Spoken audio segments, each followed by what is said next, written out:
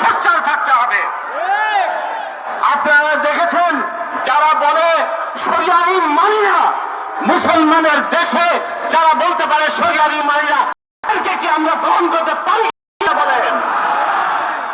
যারা আইন এবং বাইরের পক্ষে কথা বলে, যারা ইসলামের বিরুদ্ধে কথা বলে, তাদের পক্ষে কি আপনারা যেতে চান? মুসলমানরা কখনো এই আউল বল তাদেরকে আমরা ফাউল হিসেবে ধরতে চাই। বাংলাদেশের জনগণ তাদেরকে ফাউল হিসেবে নির্বাচিত করবে ইনশাআল্লাহ। এদেশের জনগণ, এদেশের মুসলমানদের দাবি কোরআন কায়েম করতে চাই আমরা ইনশাআল্লাহ।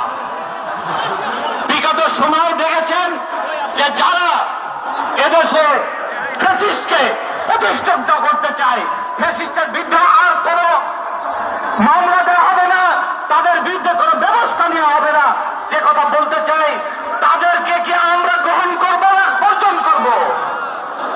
আপনারা বলেন তাদেরকে গ্রহণ করা হবে না বর্জন করা হবে?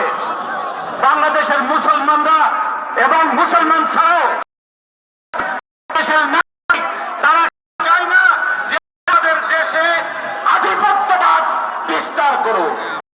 এই এখন আমাদের তিনটা বিষয়ে লড়াই হতে হবে। একটা হলো ইসলাম, দ্বিতীয়টা হলো দেশ, তৃতীয়টা হলো আধিপত্যবাদ থেকে মুক্ত হতে হবে দেশকে। যারা এখনো ভারতের জাদুঘর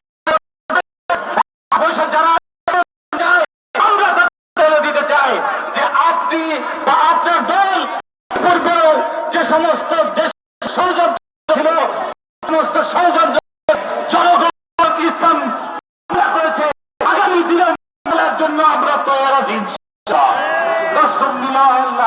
ফতওয়ান কারীম।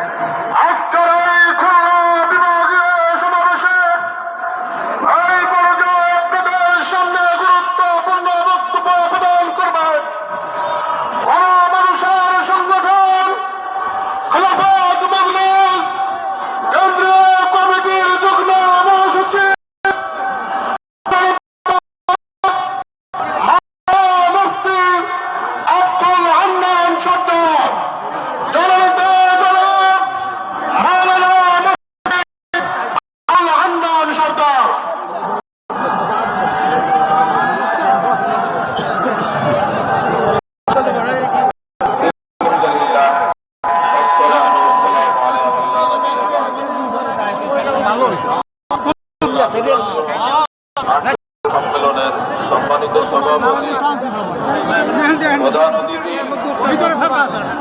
কেন্দ্রীয় বিভাগীয় নেতৃবৃন্দ,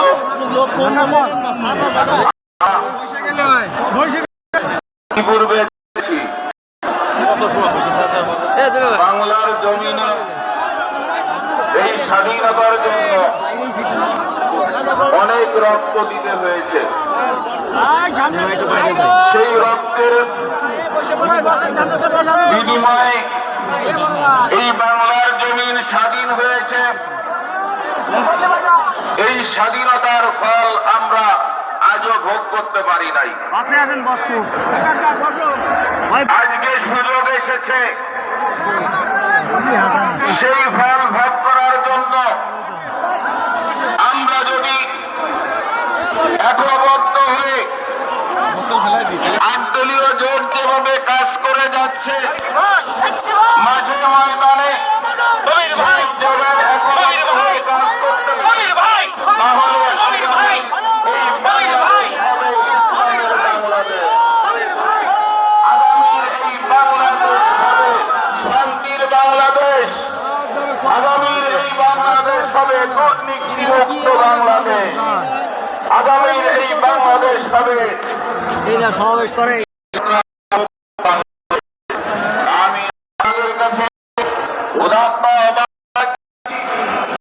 একবদ্ধ হয়ে কাঁধ মিলিয়ে এরকম কাজ করে যাচ্ছি। আগামীর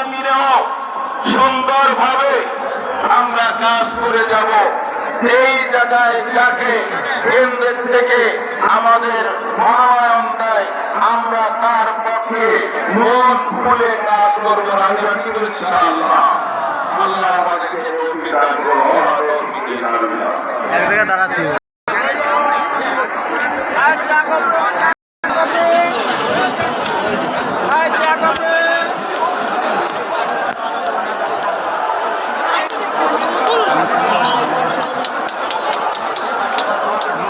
সংগ্রামী খুলনাবাসী, সমাবেশের পর্যায়ে বক্তব্য রাখছেন বাংলাদেশ জামাত ইসলামীর কেন্দ্রীয় নির্বাচন পরিষদের বক্তব্য রাখছেন জনাব হোসেন।